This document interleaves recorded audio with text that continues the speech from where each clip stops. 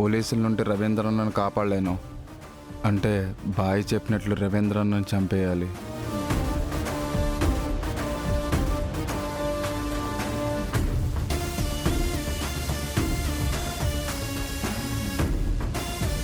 వీడేంటి గన్ నాకేం చేసి చూస్తున్నాడు?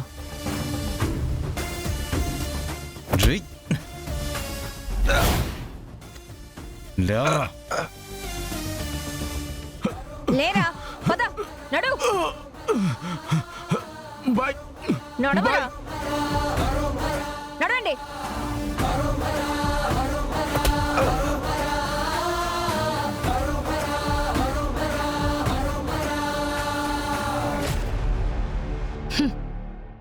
ఏంట్రా నన్ను చంపి నువ్వు సిటీకి ఏంటో చూపిస్తావా?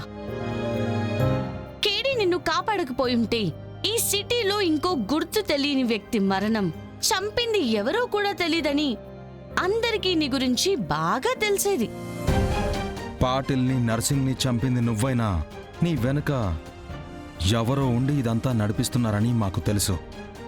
వాడు ఎవడో చెప్తే నీకు శిక్ష తగ్గేలా చూసుకుంటాం.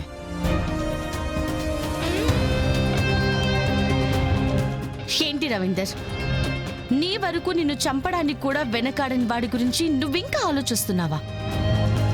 ఇప్పుడు మేము నిన్ను అరెస్ట్ చేసి జైలుకి పంపినా వాడి గురించి ఎక్కడ నువ్వు చెప్తావో అన్న భయంతో నిన్ను ఎప్పుడు ఎక్కడైనా చంపే ఛాన్స్ ఉంది.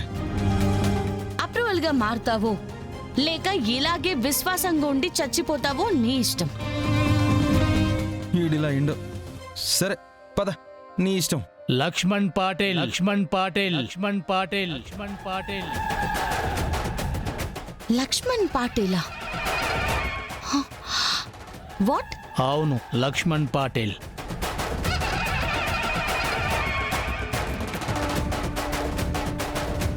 పెద్ద పాటిల్ని చంపమని నాకు సుపారీ ఇచ్చింది. 2 ఏళ్ల ముందు నాకు ప్లాన్ చెప్పింది పెద్ద పాటిల్ తమ్ముడు లక్ష్మణ్ పాటిల్. లక్ష్మణ్ పాటిలా? కానీ అదేలా సాధ్యం? లక్ష్మణ్ కి వాళ్ళ అన్నయ్య అంటే చాలా ఇష్టం. పెళ్ళయ్యి పిల్లలు పుట్టాక కూడా ఇంకా అన్నతోనే కలిసుంటున్నాడు. అన్న కోసం ఏకంగా ప్రాణాలు ఇవ్వడానికి కూడా వెనకాడాడు కదా. అదంతా పైకి మేడం. లక్ష్మణ్ బాయ్కి చిన్నప్పటి నుంచి పెద్ద పార్టీలంటే కోపం.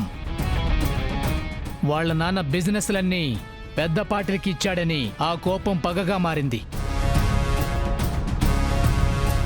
అందుకే తన మీద డౌట్ రాకుండా పాటిల్ని చంపిస్తే ఆటోమేటిక్ గా బిజినెస్లకి హెడ్ లక్ష్మణ్ అవుతాడు. అవును మేడం, అందుకే ఎవరికి అనుమానం రాకూడదని 2 ఏళ్ల నుంచి ఓపిక్గా ప్లాన్ చేశాడు. తన పేరు బయటికి రాకూడదని కోట్లు ఖర్చు పెట్టాడు. ఇప్పుడు లక్ష్మణ్ ఎక్కడున్నాడు? ఈ ప్లాన్ వర్కౌట్ అయ్యేలా ఒక అతను హెల్ప్ చేశాడు. అతనితో కలిసి బిజినెస్ డీల్స్ మాట్లాడుతున్నానని చెప్పాడు. అసలు లక్ష్మణ్ కి హెల్ప్ చేసింది ఎవరు? తెలియదు మేడం. ఎప్పుడూ అతని గురించి చెప్పడమే కానీ ఎప్పుడూ కలవలేదు. సరే, లక్ష్మణ్ కి ఫోన్ చేసి నేను చెప్పినట్టు చెప్పి ఎక్కడున్నాడో కనుక్కో.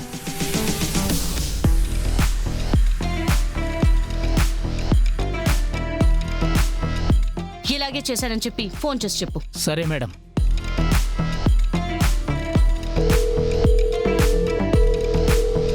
చెప్పు రవీందర్.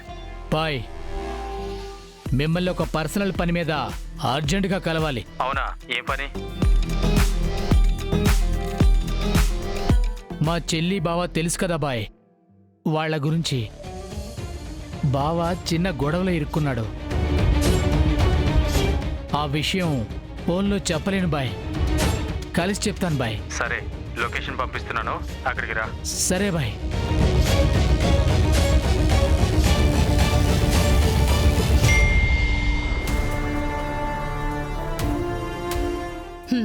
లక్ష్మణ్ లొకేషన్ దొరికింది. పద రవీందర్, వెళ్ళి మీ లక్ష్మణ్ కి హాయ్ చెప్పొద్దాం. పద.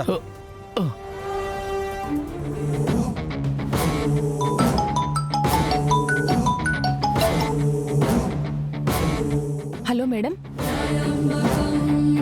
మీ ఫోన్ కోసమే ఎదురు చూస్తున్నా.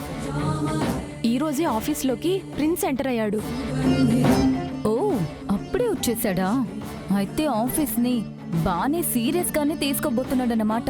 ఎంత సీరియస్గా తీసుకున్నా ఎక్కువ రోజులు ఇక్కడ ఉండలేడనిపిస్తుంది మేడం. అంత ఖచ్చితంగా చెప్తున్నావు? యువరాజ్తో మాట్లాడావా? మాట్లాడాను మేడం. ఇవాళే కాదు, రోజూ మాట్లాడతా. ఇన్ఫాక్ట్ ప్రిన్స్ ఆఫీస్కి వచ్చిన దగ్గర నుంచి వెళ్లే వరకు మాట్లాడుతూనే ఉంటాను. పక్కనే ఉంటాను. పక్కనే ఉంటావా? ఎలా? యువరాజ్కి పర్సనల్ సెక్రటరీగా కౌశికి గారు నన్నే అపాయింట్ చేశారు. సారీ, నేనే అపాయింట్ చేసేలా చేసుకున్నాను. నువ్వు కంపెనీలో జాయిన్ అయ్యి కొన్ని నెలలు కూడా కాలేదు, అప్పుడే కౌశికి అంత దగ్గర ఎలా అయ్యావు? మీరు భాయ్ దగ్గరకొచ్చి కౌశికి గారి మీద పగ తీర్చుకోవడానికి ప్లాన్ చెప్పినప్పటి నుంచి బాయ్ నాకిచ్చిన ఇన్స్ట్రక్షన్స్ తోటి కౌశికి గారికి దగ్గరయ్యాను. అందుకే ఆఫీస్కి వచ్చినప్పటి నుంచి అదే పని మీద ఉన్నాను. ఇక్కడ మేనేజర్ సహాయంతో యువరాజ్ ఆఫీస్కి వస్తున్నాడని తెలుసుకున్నాను. అదే టైంకి మీరు మన ప్లాన్లో నిషి మీద కూడా పగ తీర్చుకోవాలని చెప్పారు. వీళ్ళ మేనేజర్ ద్వారా యువరాజ్కి సెక్రటరీగా మారిపోయాను. సూపర్ సోనీ, మన ప్లాన్ ఎంతవరకు వచ్చింది? యువరాజ్కి దగ్గరయ్యే ఛాన్స్ ఏమైనా వచ్చిందా? వచ్చింది మేడం. యువరాజ్ కంట్లో నేను పడ్డాను. ఇక నా వెంట పడేలా చేసుకుంటే చాలు. ఆ తర్వాత మీరెలా చెప్తే అలా యువరాజ్ ఆడతాడు. నీ మీద ఖర్చు పెట్టిన ప్రతి రూపాయికి నువ్వు రుణం తీర్చుకుంటున్నావు సోనీ. ఈ పని వల్ల ఎప్పటినుంచో కౌశికి మీద తీర్చుకోలేకపోతున్న పగ తీర్చుకుంటాను. నేను యువరాజ్కి దగ్గరయ్యాక మీరేం చేయబోతున్నారు మేడం? ముందు నిషికాకి మనశ్శాంతి లేకుండా చేస్తాను. నన్ను మోసం చేస్తే ఎలా ఉంటుందో, నాకు శత్రువైతే ఎంత భయంకరంగా ఉంటుందో తనకి తెలియాలి.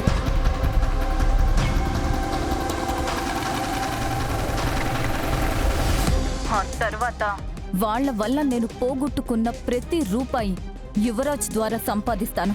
నాకంతా అర్థమైంది మేడం. అంటే ప్రిన్స్ పెట్టబోయే సంతకాల్లో మన చెక్కులుంటాయి. ఆ తర్వాత మనిద్దరం కలిసి కౌశికిని దెబ్బ కొట్టబోతున్నాం, అంతే కదా? అంతే.